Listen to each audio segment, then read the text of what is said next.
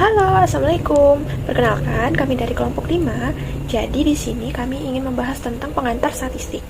Kelompok 5 ini beranggotakan Firdanovia Fauziah, Gusti Ahmad Adam, Lia Atika Maharani, Vika Azhara Alpina Putri, dan saya sendiri Wela Ananda. Jadi, materi yang akan kami bahas di sini ada 4. Yang pertama, data statistik. Yang kedua, distribusi frekuensi. Yang ketiga, tendensi sentral. Dan yang keempat, variabilitas. Di sini saya akan menjelaskan tentang data statistik. Data bisa didefinisikan seperti ukuran suatu nilai, keterangan mengenai sesuatu, atau indikasi dari variabel penelitian. Kemudian, kumpulan data yang telah diproses itu disebut informasi. Data juga merupakan kumpulan-kumpulan dari datum-datum atau data dalam bentuk tunggal. Kemudian ada statistik. Statistik merupakan kumpulan data baik berupa bilangan maupun bukan bilangan yang disusun dalam tabel ataupun diagram yang melukiskan atau menggambarkan suatu persoalan. Kata statistik sendiri bisa juga digunakan untuk menyatakan ukuran sebagai wakil dari kumpulan data mengenai suatu hal. Ukuran ini didapat berdasarkan perhitungan menggunakan kumpulan sebagian data yang diambil dari keseluruhan tentang persoalan tersebut, misalnya persen dan rata-rata. Kemudian ada data statistik.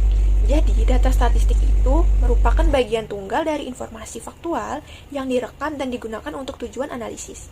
Adapun definisi data statistik menurut para ahli, contohnya dari Anhar, yang mengatakan, data statistik adalah kenyataan yang menggambarkan suatu kejadian dan merupakan kesatuan nyata yang nantinya dapat digunakan sebagai bahan dasar suatu informasi. Kemudian ada macam-macam data statistik. Sebelum kita masuk ke pembahasan macam-macam data, ada syarat data yang baik. Ada 5 syarat data yang baik. Yang pertama itu objektif, atau sesuai dengan keadaan yang sebenarnya. Yang kedua, representatif, atau mewakili. Yang ketiga, relevan, atau ada hubungan dengan persoalan. Yang keempat, up to date, atau tepat waktu. Dan yang kelima, sampling error kecil. Kemudian kita masuk ke pembahasan macam-macam data. Yang pertama, ada data berdasarkan sumber. Data berdasarkan sumber ini dibagi menjadi 2, data internal dan eksternal. Data internal itu data yang menggambarkan keadaan dalam suatu unit organisasi. Contohnya, data tenaga kerja, data keuangan, data produksi di suatu perusahaan. Yang kedua, data eksternal, data yang menggambarkan keadaan dari luar suatu unit organisasi. Contohnya, data jumlah penggunaan suatu produk pada konsumen, tingkat preferensi pelanggan, dan persebaran penduduk. Kemudian, ada data berdasarkan cara memperoleh. Ada 2, yaitu data primer dan data sekunder. Data primer yaitu data yang dikumpulkan dan diolah sendiri oleh suatu badan secara langsung serta diterbitkan oleh badan itu pula. Contohnya, sensus penduduk oleh BPS dihasilkan data primer langsung dari penduduk. Yang kedua, mewawancarai langsung penonton bioskop untuk meneliti preferensi konsumen bioskop. Kemudian ada data sekunder, yaitu data yang dilaporkan oleh suatu badan, sedangkan badan ini tidak secara langsung mengumpulkan sendiri, tapi diperoleh dari pihak lain yang telah mengumpulkannya. Contohnya, data kenaikan atau penurunan nilai tukar rupiah terhadap mata uang asing dari BEJ. Kemudian ada pada peneliti yang menggunakan data statistik, hasil riset dari surat kabar ataupun majalah. Kemudian ada data berdasarkan waktu pengumpulan. Ada 2, data cross-section dengan data time series atau berkala. Data cross-section ini data yang dikumpulkan pada suatu waktu tertentu yang bisa menggambarkan keadaan ataupun kegiatan pada waktu tersebut. Contohnya, data jumlah TKI yang meninggal pada tahun 2006 akibat kekerasan menggambarkan kurangnya perlindungan keselamatan TKI di luar negeri. Yang kedua, contohnya bencana meluasnya lumpur lapindo menandakan kurang seriusnya pemerintah dalam menangani korban bencana tersebut. Kemudian, data time series atau berkala yaitu data yang dikumpulkan dari waktu ke waktu, sehingga ada perkembangannya, yang menunjukkan arah secara umum. Garis tren sangat berguna untuk membuat ramalan, yang dibutuhkan bagi perencanaan. Contohnya, data persebaran penduduk di Indonesia dibutuhkan untuk perencanaan transmigrasi sebagai upaya pemerataan jumlah persebaran di tiap daerah. Yang kedua, contohnya, data tingkat curah hujan tiap tahunnya dibutuhkan untuk mengantisipasi datangnya tanah longsor ataupun banjir. Kemudian ada data berdasarkan sifat, yaitu data kualitatif, data yang berbentuk kalimat, kata, atau gambar. Contohnya, nilai rupiah yang sangat kuat, pengangguran dan kemiskinan meningkat tajam. Yang kedua, data kuantitatif, data yang berbentuk angka atau data kualitatif yang diangkakan. Contohnya, jumlah pengungsi akibat banjir di Jakarta sebanyak 1.432 jiwa. Kemudian data kuantitatif ini dibagi menjadi dua jenis lagi. Ada data dikotomi dan data kontinum. Data dikotomi ini bisa disebut dengan data nominal. Data yang disusun berdasarkan kategorinya ataupun jenisnya, dan diberikan angka di mana angka hanya sebagai label, bukan menunjukkan tingkatan. Contohnya, data jenis kelamin. Angka 1 menunjukkan laki-laki, dan angka 2 itu menunjukkan perempuan. Kemudian ada data kontinum, data yang berdasarkan hasil pengukuran. Data kontinum ini terbagi lagi menjadi 3 macam, yaitu data ordinal, data yang dinyatakan dalam bentuk kategori.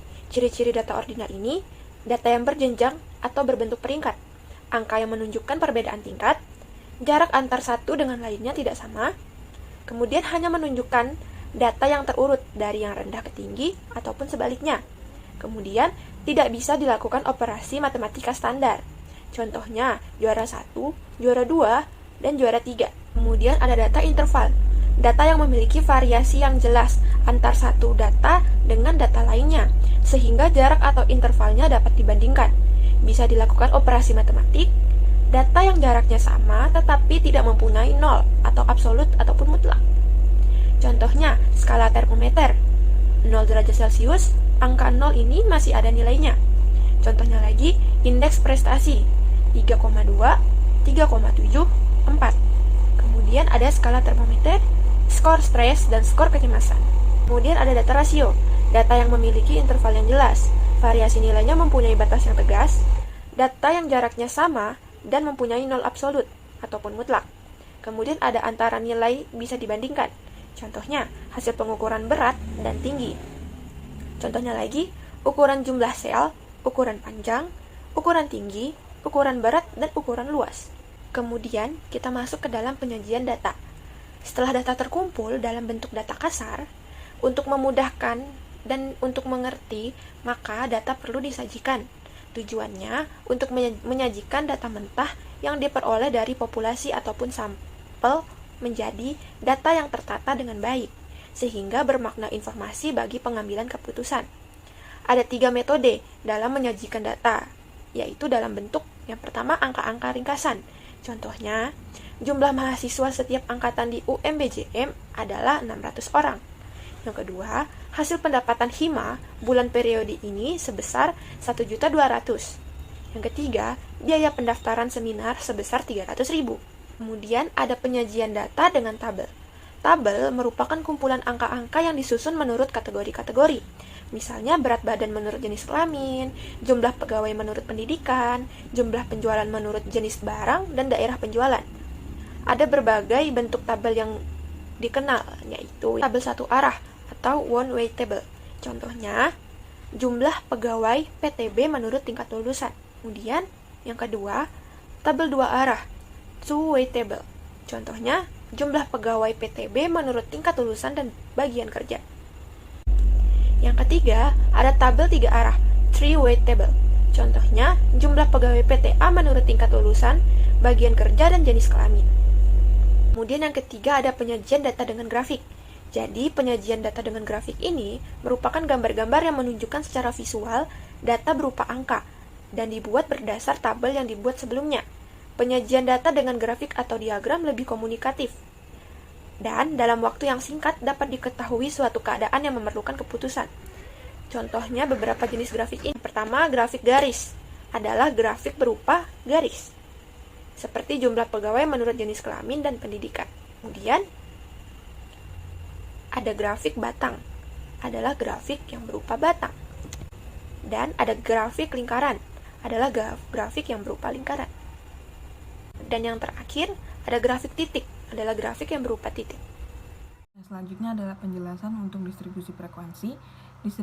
Distribusi frekuensi adalah penyusunan data dalam bentuk kelompok, mulai dari data yang terkecil sampai data yang terbesar berdasarkan kelas-kelas interval dan kategori tertentu.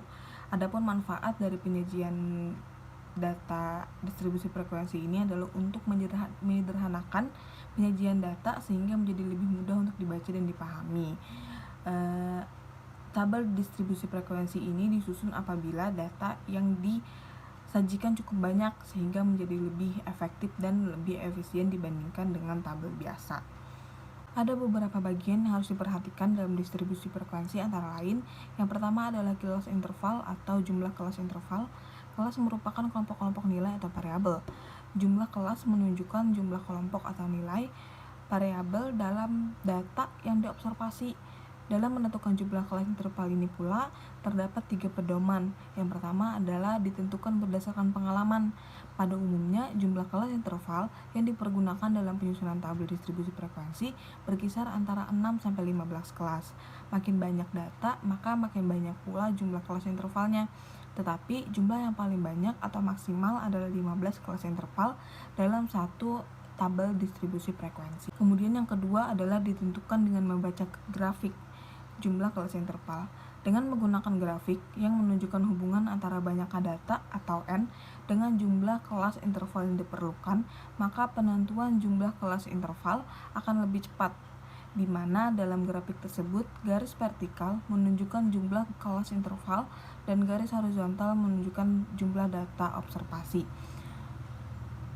Misalnya, bila jumlah data yang diobservasi 200, maka berdasarkan tabel, jumlah kelas intervalnya adalah sekitar 12. Kemudian yang ketiga adalah ditentukan dengan rumus Sturges. Jumlah interval kelas interval juga dapat dihitung dengan menggunakan rumus Sturges sebagai berikut, yaitu K sama dengan 1 ditambah 3,3 log kali N, di mana K adalah jumlah kelas interval, N adalah jumlah data observasi, log adalah logaritma. Kemudian yang kedua, batas kelas. Batas kelas merupakan nilai-nilai yang membatasi antara kelas yang satu dengan kelas berikutnya. Ada 2 macam batas kelas ini. Yang pertama adalah batas kelas bawah dan yang kedua adalah batas kelas atas. Nah, batas kelas bawah ini merupakan nilai atau angka yang terdapat di bagian sebelah kiri dari setiap kelas, atau ada angka yang terendah dalam setiap kelas. Kemudian ada batas kelas atas, adalah nilai atau angka yang berada pada bagian sebelah kanan dari setiap kelas, atau ini juga bisa angka atau nilai tertinggi dalam setiap kelas. Kemudian yang ketiga ada rentang data atau range, yaitu selisih antara data tertinggi dengan data terendah, yaitu data terbesar dikurangi data terkecil. Kemudian yang keempat ada panjang interval kelas. Panjang kelas adalah jarak antara tepi kelas atas dengan tepi kelas bawah. Dapat dihitung dengan cara rentang dibagi dengan jumlah kelas. Yang kelima adalah frekuensi kelas, merupakan banyaknya jumlah data yang terdapat pada kelas tertentu. Misalnya dalam kelas interval 50-55 ada 3 data, berarti jumlah frekuensi kelas untuk kelas interval 50-55 adalah 3. Kemudian ada teknik menyusun tabel distribusi frekuensi. Yang pertama adalah harus mengurutkan data mulai dari data yang terkecil sampai data yang terbesar. Kemudian yang kedua adalah menghitung rentang atau range, yaitu data terbesar dikurangi dengan data terkecil. Kemudian selanjutnya adalah menentukan jumlah kelas dengan menggunakan rumus Sturges. Yang keempat, menghitung panjang kelas atau interval dengan rumus panjang kelas sama dengan rentang dibagi jumlah kelas.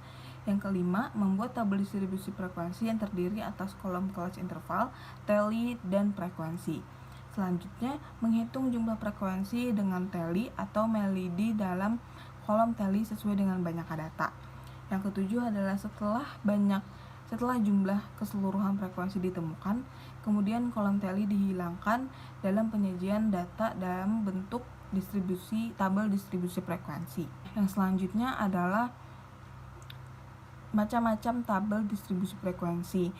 Ada 4 macam-macam tabel distribusi frekuensi. Yang pertama adalah tabel distribusi frekuensi data tunggal, yaitu jenis tabel distribusi frekuensi yang menyajikan frekuensi dari data tunggal yang terdiri dari dirinya sendiri atau tidak dikelompokkan. Kemudian yang kedua, tabel distribusi frekuensi data kelompok, di mana ini adalah tabel distribusi frekuensi yang menyajikan frekuensi dari data yang dikelompokkan. Kemudian yang ketiga adalah tabel distribusi frekuensi kumulatif, merupakan tabel statistik yang menyajikan frekuensi dari data yang dihitung dengan ditambahkan baik dari atas ke bawah maupun bawah ke atas. Adapun tabel distribusi frekuensi kumulatif ini dibagi menjadi dua, yaitu frekuensi kumulatif atas dan frekuensi kumulatif bawah. Adapun frekuensi kumulatif atas adalah frekuensi yang angka-angkanya ditambahkan dari bawah ke atas, dan frekuensi kumulatif bawah adalah frekuensi yang angka-angkanya ditambahkan dari atas ke bawah. Yang selanjutnya atau yang terakhir ada tabel distribusi frekuensi relatif. Tabel distribusi frekuensi relatif adalah jenis tabel statistik yang di dalamnya menyajikan frekuensi dalam bentuk angka presentasi atau P. Nilai presentase dihitung dengan menggunakan rumus P sama dengan 100 per jumlah data kali 100. Baik, untuk pembahasan selanjutnya adalah ukuran variabilitas. Ukuran variabilitas akan dijelaskan oleh teman saya, yaitu Vika. Kepada Vika dipersilahkan. Baik, selanjutnya saya akan menjelaskan tentang tendensi sentral. Tendensi sentral itu yang akan dibahas nantinya ada beberapa bagian, yaitu ada mean, median, modus, dan desil, kuartil, dan persentil. Yang pertama ada mean. Mean itu sendiri adalah salah satu ukuran gejala pusat. Mean dapat dikatakan sebagai wakil kumpulan data. Menentukan mean dapat dilakukan dengan cara menjumlahkan seluruh nilai data, kemudian membaginya dengan banyaknya data. Nah, di sini ada contoh bagaimana cara mencari mean. Yaitu di sini ada data 6, 5, 9, 7, 8, 8, 7, 6. Cara menjawabnya adalah kita pertama-tama menyusun jumlah data dengan sesuai urutan angka. Bisa dilihat di sini 5 sampai 9. Lalu dibagi 8. 8 ini didapatkan dari jumlah dari banyaknya data. Setelah itu, setelah kita jumlahkan semua data ini, lalu dapatlah hasilnya yaitu 56. Lalu dibagi 8. Hasilnya adalah 7. Baik, selanjutnya ada median. Median adalah nilai tengah dari sekumpulan data setelah diurutkan dari data yang terkecil sampai data yang terbesar. Maupun sebaliknya, apabila suatu data mempunyai median, maka mediannya tunggal. Di sini terdapat dua contoh, yaitu data ganjil dan data genap. Pertama, saya akan menjelaskan tentang data ganjil terlebih dahulu. Tentukan median dari data berikut. 70, 65, 50, 40, 35, 45, 70, 80, 90. Diketahui bahwa banyak data yang tersedia merupakan bilangan ganjil. Setelah diurutkan, datanya menjadi 35, 40, 45, 50, 65, 70, 70, 80, dan 90. Setelah kita urutkan, hasilnya karena dia datanya ganjil, kita hanya menghitung yang mana yang letaknya posisinya itu di tengah. Jadi bisa kita dapat simpulkan, jadi medianya adalah 65. Berikutnya adalah contoh data genap. Tentukan median dari data berikut. Ada 3, 2, 5, 2, 4, 6, 6, 7, 9, dan 6. Pada contoh ini, banyak data yang tersedia merupakan bilangan genap. Median yang terletak di antara dua buah data. Setelah diurutkan, yaitu menjadi 2 sampai 9 ini, mendapatkan nilai tengahnya yaitu 5 dan 6, karena mereka terletak di tengah. Lalu 5 dan 6 ini ditambah, lalu dibagi 2. 2 ini didapatkan hasil dari banyaknya data nilai tengah, yaitu 5 dan 6. Jadi 5 tambah 6 dibagi 2, hasilnya 5,5. Berikutnya ada modus. Modus adalah data yang paling sering muncul. Modus merupakan ukuran pemusatan untuk menyatakan fenomena yang paling banyak terjadi. Sekumpulan data yang diperoleh memungkinkan untuk memiliki nilai modus yang tidak tunggal atau mungkin juga tidak memilikinya. Nah, di sini ada contoh, tentukan modus dari data berikut. Ada 50, 35, 70, 90, 70, 40, 40, 40, 65, 45, 70, 80. Lalu kita akan mengurutkan dari angka 35 sampai 90 seperti yang ada di layar. Setelah kita mengurutkannya, kita akan melihat bahwa nilai 40 itu ada berjumlah 3 dan nilai 70 juga berjumlah 3. Maka modus dari data tersebut adalah nilai 40 dan 70. Selanjutnya, tentang desil, kuartil, dan persentil akan dijelaskan oleh rekan saya, Gusti Ahmad Adam. Baik, terima kasih rekan saya yang sudah melanjutkan. Saya akan menjelaskan desil. Desil yaitu suatu indeks yang membagi suatu distribusi data menjadi 10 bagian atau kategori. Jika suatu distribusi dibagi menjadi 10 kategori, maka diperlukan 9 titik batas desil, yaitu perhitungan desil adalah menggunakan angka persepuluhan. 1/10n sama dengan 2/10n, sama dengan 5/10n, dan 9/10n, dan seterusnya. Selanjutnya ada kuartil. Kuartil yaitu suatu indeks yang dapat membagi suatu distribusi data menjadi 4 bagian atau kategori. Untuk membagi 4 bagian tersebut dibutuhkan 3 titik kuartil, ataukah di mana masing-masing titik kuartil diberi nama kuartil 1, kuartil 2, dan kuartil 3. Lalu selanjutnya ada persentil. Persentil adalah istilah dalam statistika untuk yang membagi kelompok data menjadi 100 bagian yang sama rata. Jadi terdapat 99 nilai persentil yang membagi data menjadi 100 bagian. Persentil biasa dilambangkan dengan huruf P. Halo, aku Vika. Di sini aku akan menjelaskan materi selanjutnya yaitu variabilitas. Yang pertama ada pengertian. Variabilitas atau ukuran penyebaran merupakan suatu nilai dari sekelompok data yang menjadi ukuran untuk mengetahui besarnya penyimpangan data dengan nilai rata-rata hitungnya. Variabilitas adalah data yang menggambarkan bagaimana suatu kelompok data yang menyebar terhadap pusatnya data. Ukuran penyebaran atau variabilitas adalah suatu ukuran yang menyatakan seberapa besar nilai-nilai data berbeda atau bervariasi dengan nilai ukuran pusatnya, atau seberapa besar penyimpangan nilai-nilai data dengan nilai pusatnya. Ukuran variabilitas atau penyebaran adalah ukuran yang mengukur seberapa jauh data yang ada menyimpang dari ukuran pusatnya atau tendensi sentral. Variabilitas berfungsi sebagai alat ukur untuk mengetahui homogenitas dan heterogenitas suatu kelompok data. Semakin kecil nilai variabilitas menunjukkan semakin kecil penyebaran suatu kelompok data atau homogenitas. Semakin besar nilai variabilitas menunjukkan semakin besar penyebaran suatu kelompok data atau heterogenitas. Yang kedua, ada jenis-jenis ukuran variabilitas. Yang pertama ada range atau jangkauan atau jarak sebaran atau rentang. Range adalah selisih antara skor terendah dengan skor tertinggi atau jarak antara nilai minimum dengan nilai maksimum. Jenis ukuran variabilitas ini sesuai digunakan untuk data dengan skala ordinal, interval, dan rasio. Yang kedua, ada mean deviation atau deviasi rata-rata atau simpangan rata-rata atau simpangan absolut.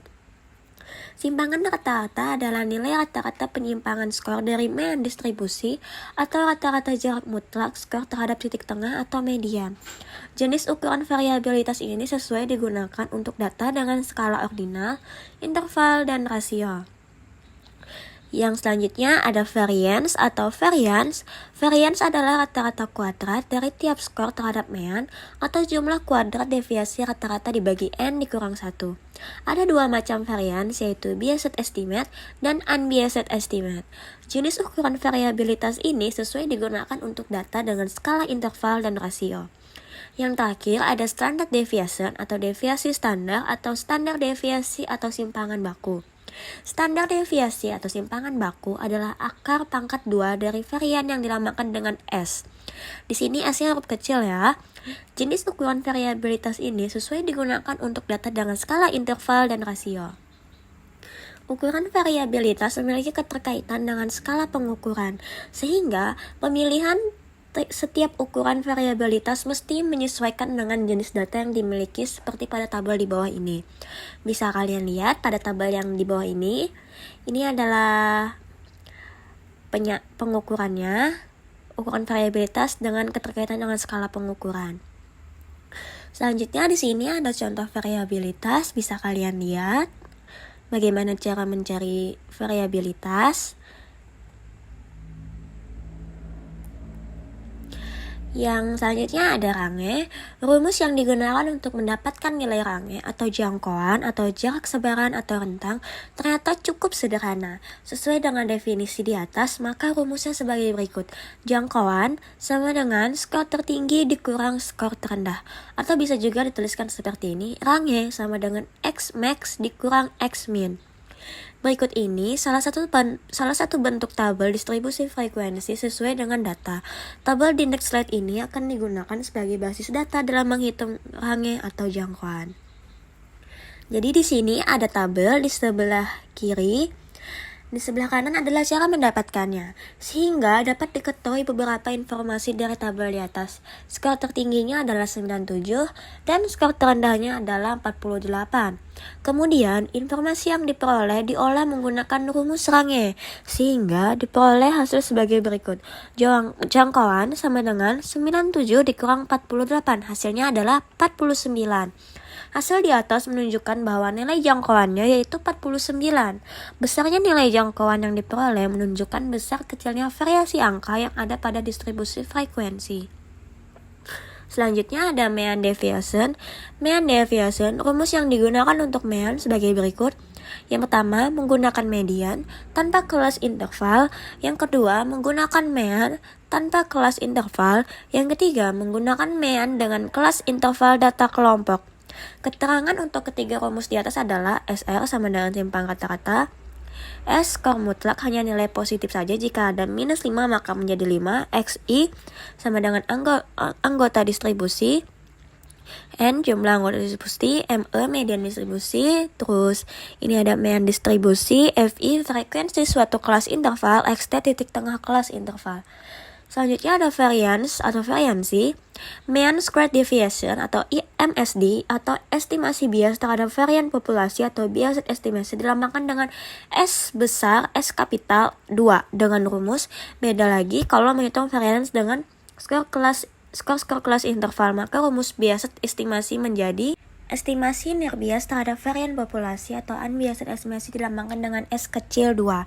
Sedangkan untuk menghitung variance dengan skor interval, maka rumus unbiased menjadi ukuran variance biased estimate merupakan perkiraan untuk ukuran variabilitas pada sampel. Sedangkan variance unbiased estimate ialah perkiraan yang ditujukan untuk ukuran variabilitas pada populasi. Standar deviasi. Ada dua macam rumus variance, yaitu biased estimate dan unbiased estimate, di mana biased estimate dimaksudkan sebagai ukuran variabilitas pada sampel dan unbiased estimate sebagai ukuran variabilitas pada populasi. Ternyata setelah dua macam rumus varian tersebut masih ada dua jenis lagi rumus lain, yaitu data tunggal atau tanpa kelas interval dan data kelompok dengan kelas interval. Sebenarnya nggak banyak beda sih, jadi kalau mau dihafal pun cukup mudah. Rumus standar deviasi biased estimate. Rumus standar deviasi biased estimate baik data tunggal dan kelompok dapat pula ditulis menjadi singkat seperti ini. Data tunggal S bisa dilihat data tunggal dan data kelompoknya.